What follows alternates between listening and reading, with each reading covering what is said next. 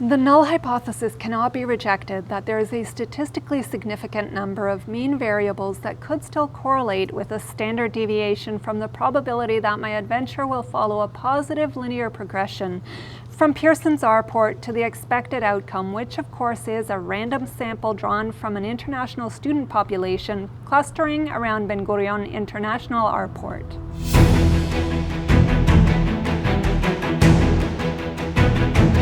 Hey everyone, it's Jo, and I'm the Kosher Ninja.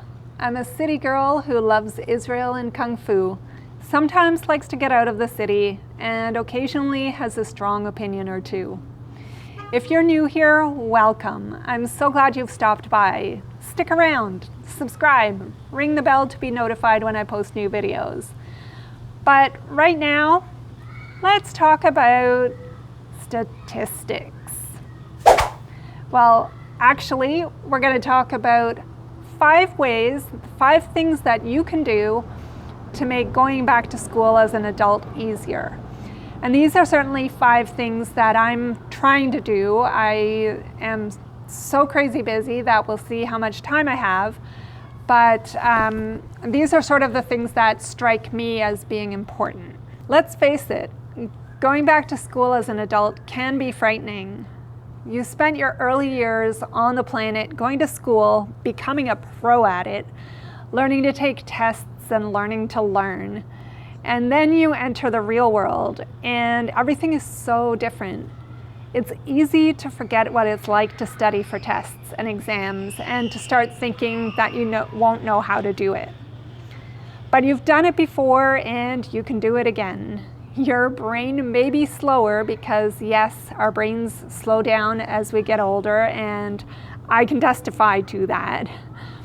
So learning may not be as easy, but that's why most of these tips have to do with getting your brain moving again. Tip number 1, puzzles, my favorite thing. If you're doing them already, great. If not, start. Crossword puzzles, Sudokus, logic puzzles, whatever your favorite kind of word or number puzzle is, start doing it. And try something new while you're at it.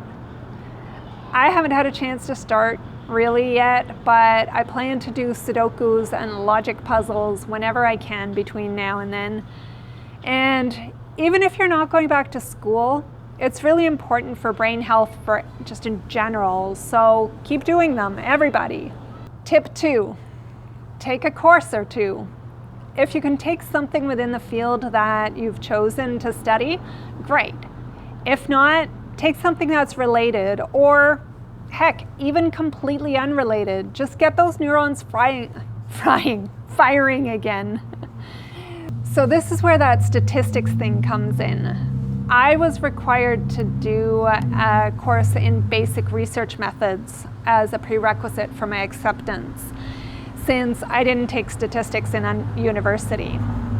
There's a reason. I kind of like math, but only to a point. I'm a languages girl, in case you haven't noticed yet. And I didn't think I'd ever need statistics. And I don't like statistics. So I wasn't very happy that I had to take statistics for my prereq. But then the weirdest thing happened. So I dream, but not particularly often, but every now and again I will remember a dream, sort of once in a blue moon. For the first 3 weeks of this course, every single night I had a completely wild and wacky dream, maybe even more than one. It's settled down now, but it's like my neurons were having a beach party and saying, "Yay, we thought you'd never come and see us again. We're so happy." At the same time, I found myself having crazy, unexpected bouts of anxiety over the weekly quizzes. This probably wasn't entirely new. I'm pretty sure I was always nervous about quizzes before and exams, but the way I reacted and the intensity with which I responded to these quizzes was new and totally unexpected and caught me off guard. So this was actually a good thing though, because it showed me that I'm going to have to focus and pay particular attention to stress management with exams.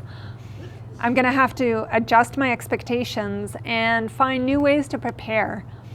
And it's really good to know this before I start studying for exams that really count. So take a course or two. I can't promise weird, vivid dreams, but I can promise it'll take the edge off the fear of going back to school and help you strategize by highlighting the areas you'll have to pay special attention to. Another thing that I've been studying has been Hebrew. So I've been brushing up on my Hebrew skills since I am going to Israel. And that's one of the things that I hope to do while I'm there, is to improve my Hebrew. Obviously, that's going to be outside of my regular studies, but hopefully that will work out and I'll come back much improved in my Hebrew skills. Tip 3. If you can't take a course, or even if you can, read up on your chosen field, especially if it's one that's new to you. But even if, like mine, it's one that you've worked in before or studied in.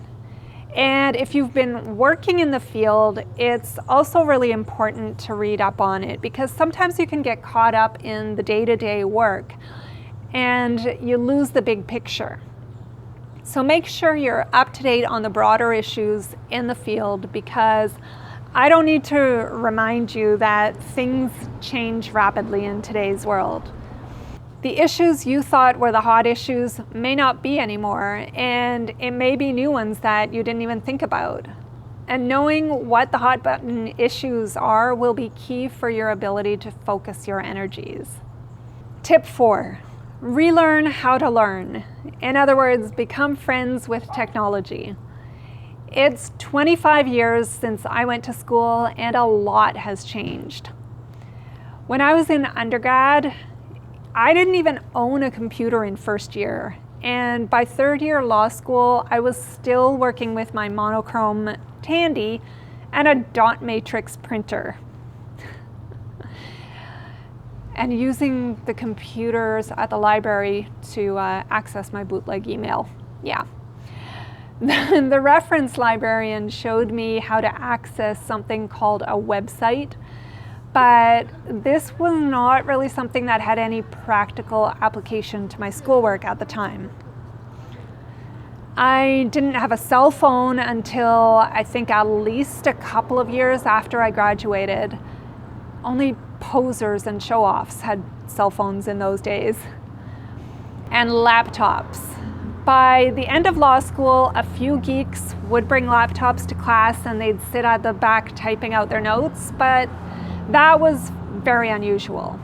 Today, everything is online. My email, schedule, grades, even all my tuition and other payments are accessed through the same website that I think I can even access on my cell phone.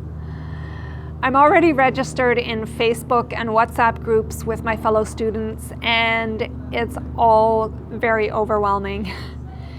It sounds kind of crazy because we're all immersed in tech these days, but for those of us who didn't grow up with it, who didn't go to school with it, it adds a whole different dimension to figuring out how to study and also how to relate to our classmates. Tip 5. Speaking of which, take advantage of access to your fellow students through those social media sites like Facebook and WhatsApp groups. You'll find that they're probably just as nervous as you are, especially the ones who are starting a new program with you. Also, it's especially important if you're moving to a new town or across country, or maybe even to another country like I am in order to start your program, to know that there's somebody there, that there's going to be people who you've already made contact with and who will know your name and be looking out for you. You don't have to wind up BFFs, but just knowing that not everyone's going to be a complete stranger will help make the adjustment easier. So those are 5 of the things I'm trying to do to get myself ready for back to school. If you have any other tips or maybe fears about going back to school, let me know about it in the comments section down below. I'd love to hear from you. If you've liked this video, give me a thumbs up, subscribe, ring the bell, and share with your friends. I can't wait to see you again next time, so until then, thanks for watching and shalom, eh?